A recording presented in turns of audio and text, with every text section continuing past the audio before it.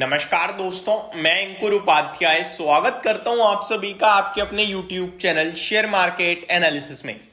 बाजार उठा पटक कर रहा है, कोई बियर हो रहा है तो कोई बुल हो रहा है। यहां पे एक रिपोर्ट मैं आप सभी के साथ पढ़ना चाहता हूं जो कह रहे हैं सेंसेक्स 77,000 हो जाएगा दिसंबर 2024 तक, यानी कि अगले 9 महीने में सेंसेक्स यहां से 4 से 5,000 पॉइंट्स की रैली दे सकता है। करंटली सेंसेक्स 72,500 पे है। अगर एग्जैक्टली बात करूं तो 72,643 72,643 के लेवल पे है। यहां से अगर मैं काउंट करूं तो 4,500 पॉइंट्स का मूव लगभग 6 से 7% की बात चल रही है तेजी की, इनफैक्ट 7 से 7.5% की। अब सवाल ये उठता है कि किसकी माने, क्या करें। तो देखिए, बहुत ही क्रिस्टल क्लियर रिपोर्ट है, ये बहुत ही प्यारी रिपोर्ट है। आपके मेरे हम सबके जितने भी सवाल है ना, सबके आंसर लिखे हैं इस रिपोर्ट में।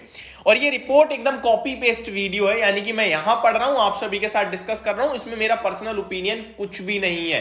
पर्सनल ओपिनियन जहां होता है मैं डिस्क्लेमर देता हूं आप सभी को और क्लियरली बताता हूं, ऐसा मेरा अपना व्यू हो सकता है, आपका डिफरेंट हो। लेकिन यहां जो रिपोर्ट पढ़ रहा हूं मैं, वो रिपोर्ट किसकी है पहले वो बताना चाहूंगा आप सभी को।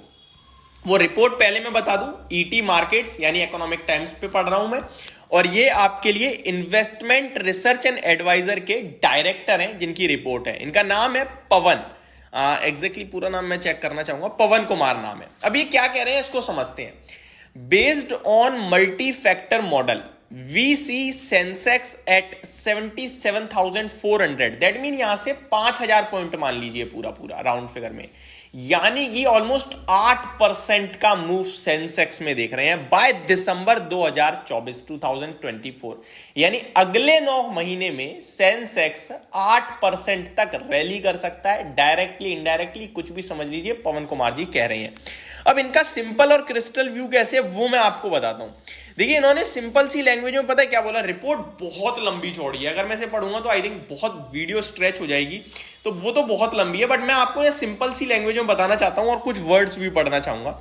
इन्होंने कहा है Indian equity markets are currently witnessing a goldilocks situation with steady GDP growth, moderate inflation, stable micro profile and double digit EPS growth. यानी कि इकोनॉमी स्ट्रॉन्ग है, इन्फ्लेशन नॉर्मल है, EPS earning per share double digit में चल रहा है, तो सब कुछ तो अच्छा दिख रहा है, फिर क्या दिक्कत है। ठीक है, Indian equity markets are likely to continue to deliver double digit returns. तो भारत के बाजार कंटिन्यू करेंगे डबल डिजिट रिटर्न्स देना आप सभी को। डबल डिजिट वही 10% से ज्यादा, ठीक है जी। अब वो 99% पे मत ले जाना, सबको पता है डबल डिजिट 12-15% ही होता है। आगे बढ़ता हूं। नेवरदलेस, अब ध्यान से समझिए, हमारे और आपके जवाब आने वाले हैं। Nevertheless, mid and small cap stocks are commanding a reasonable valuation premium as of now. Investors should be prepared for heightened volatility in this segment। तो इन्वेस्टर्स तैयार रहो, इसमें तो वॉलेटिलिटी रहेगी। कहां? मिड कैप और स्मॉल कैप में। केवल इतना ही नहीं, इन्होंने ये भी कहा है कि आप चाहो तो बाजार में मिड कैप और स्मॉल कैप से अपना पैसा शिफ्ट करके लार्ज कैप में डाल सकते हो। अभी मैं आप सभी के साथ वो भी लाइन पढ़ने की कोशिश करता हूं जहां पे ये सारी चीजें लिखी हुई हैं।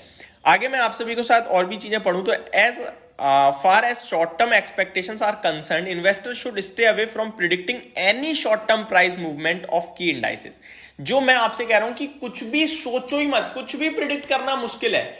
खुद डोजी कैंडल बन रही है निफ्टी पे, तो ये यही कह रहे हैं कि इस समय प्राइस प्रिडिक्शन करने की शॉर्ट टर्म में तो बिल्कुल कोशिश मत करो। हर एक व्यक्ति गलत पड़ सकता है। तेजी सोच रहे हो वो भी गलत पड़ेगा, मंदी सोच रहे हो वो भी गलत पड़ सकता है। आगे बात करें तो कुछ और भी इनके इंटरेस्टिंग डेटा फैक्टर्स लिखे हुए हैं, वो भी मैं आप सभी के साथ पढ़ना चाहूंगा। Large cap stocks are largely fairly priced basis various valuation indicators. However we are underweight on mid and small cap stocks at the category level and advise investors not to give fresh allocation in this space। that means clear words है, mid cap और small cap में fresh निवेश नहीं करना है। But मेरा view थोड़ा different है।